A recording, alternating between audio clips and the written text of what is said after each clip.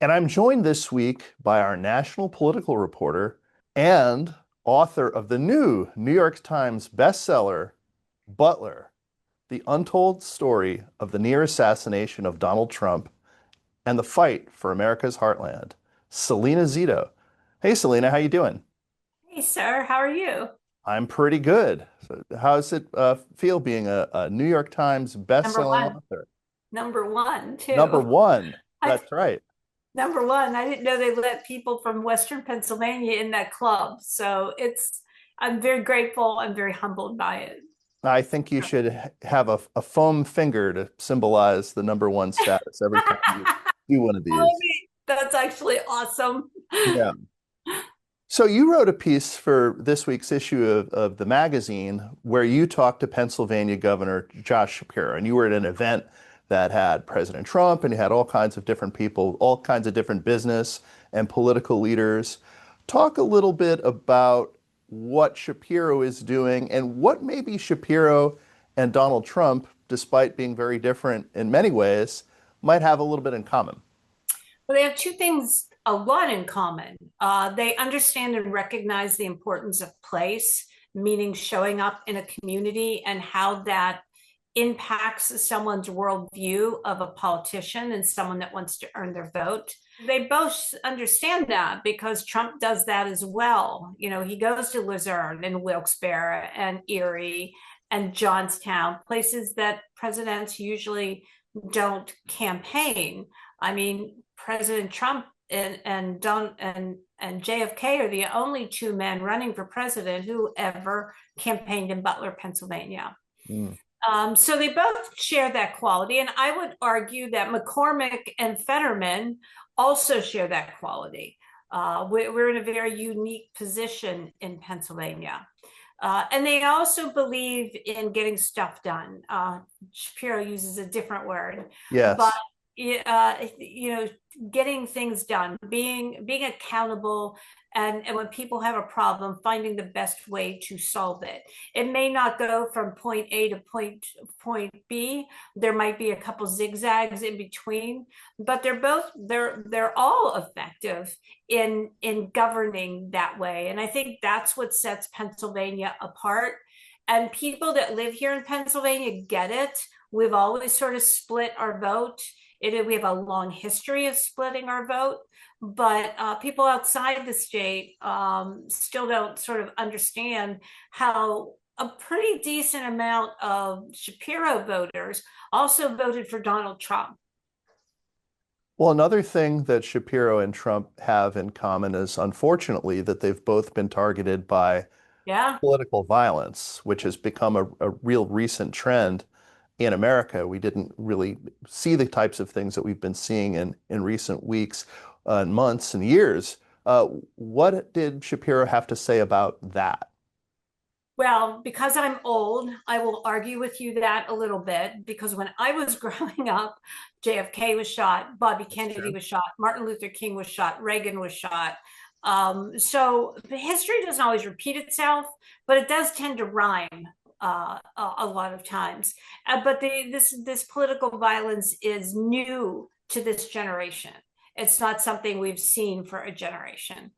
Interestingly enough, both Shapiro and Trump told me separately basically the same story about how Trump saw the pictures probably was 12, 18 hours after the attack. So Mhm. people really did have an understanding of the breadth of what this man did and how much it damaged our governor's residence. But when he saw how bad it was damaged and the sort of big impact it had and how close that entire family came to not surviving that, he picked up the phone immediately and called Shapiro and made sure he was okay Mhm. and talked to him about, you know, both of them had that shared cultural moment, right? Trump is shot in Pennsylvania. Shapiro is attacked by a left wing terrorist, is what I would call them. And then, interestingly enough, that conversation quickly turned into U.S. Steel. Mhm. Let's get this deal done. And so sometimes we don't always agree with everyone. I mean, Shapiro's going to take jabs at him, Trump's going to take jabs at him.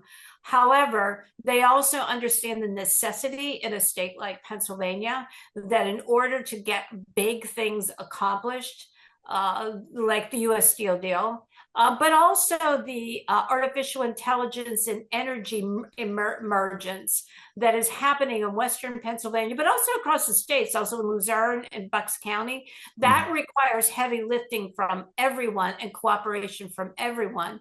What Trump brings to it is, and McCormick, are the investment dollars.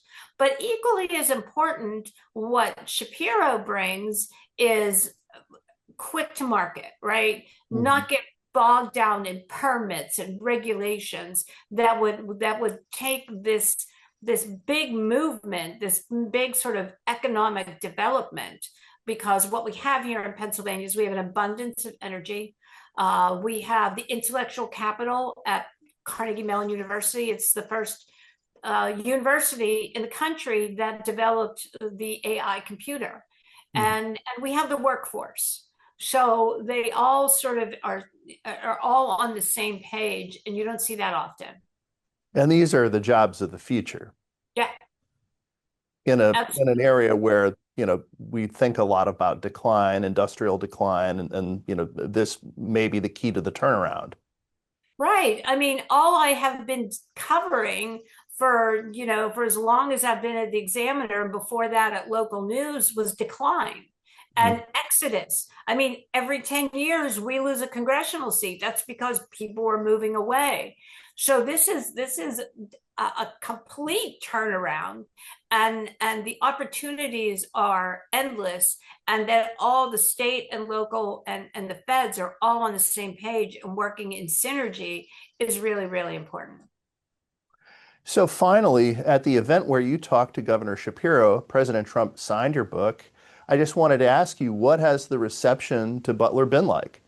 Well, there's also a lot of Shapiro reporting in there too. People will Right. learn a lot of things that they didn't know about him and Harris in that book. I interviewed the governor numerous times. I never expected the book to be number one, and I never expected the book to hit the New York Times bestseller list. So it's really, really been remarkable. And a lot of that has to do with our readers at the Examiner, and also new media. CBS, NBC, ABC, they didn't talk to me. The papers of record, right? New York Times, Politico, none of them did a story on the book, or had any sort of intellectual curiosity about it. But new media really did a heavy lift.